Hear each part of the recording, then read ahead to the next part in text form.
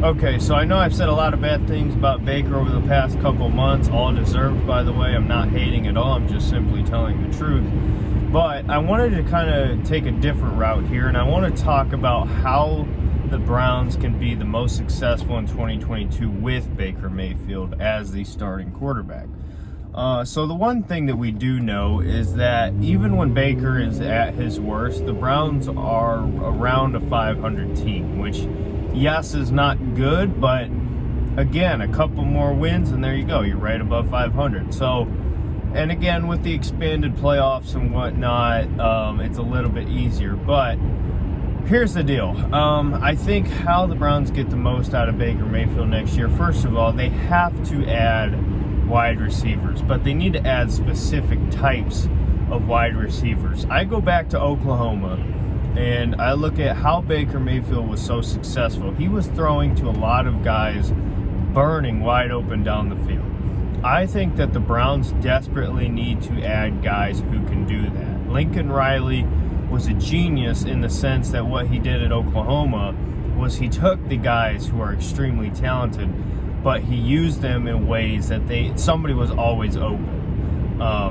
When you have D.D. Westbrook, CeeDee Lamb, Hollywood Brown, guys like that, I'm sure I'm forgetting some, but when you have the speed and athleticism as those guys do, you can scheme them open. The Browns got to get those guys. I think 13 is a big determining factor in that, because I don't think the Browns will be able to get free agent wide receivers to come to Cleveland. So again, they're looking along the lines of a fast route runner with good, reliable hands who can stretch the field, in my opinion. To me, that's Garrett Wilson, Chris Olave, Jamison Williams, Jahan Dotson, Wan'Dale Robinson, guys like that. And there's a ton of other guys, but I think that's the mold that they're going for right there. Now, I also think that they need help in terms of bigger, athletic, playmaking receivers along the lines of a Donovan Peoples-Jones. I don't think you take that at 13 with a guy like a Drake London. I would not do that. Even a Treylon Burks I'm skeptical about in that kind of role. What I would do is I would sit there and I would take George Pickens or Justin Ross,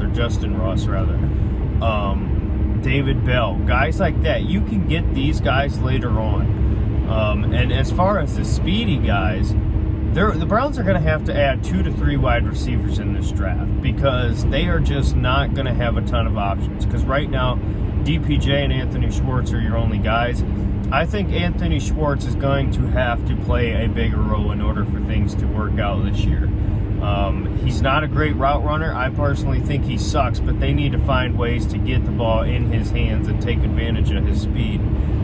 Even if it doesn't mean throwing him the football, if it's just, a lot of misdirection with him and, that kind of thing. They need to find ways to get him the ball.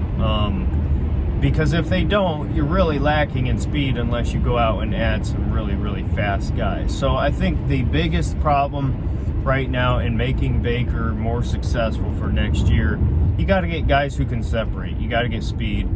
And then Kevin Stefanski has to open up the offense. I understand.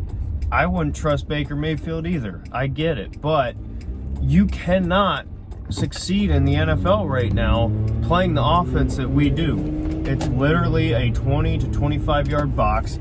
Defenses are playing up because they know Baker's not going to be able to hit guys, and they know at the very least it's going to be a play action or a run. That we have no other passing game. We have to get away from the constant use of tight ends.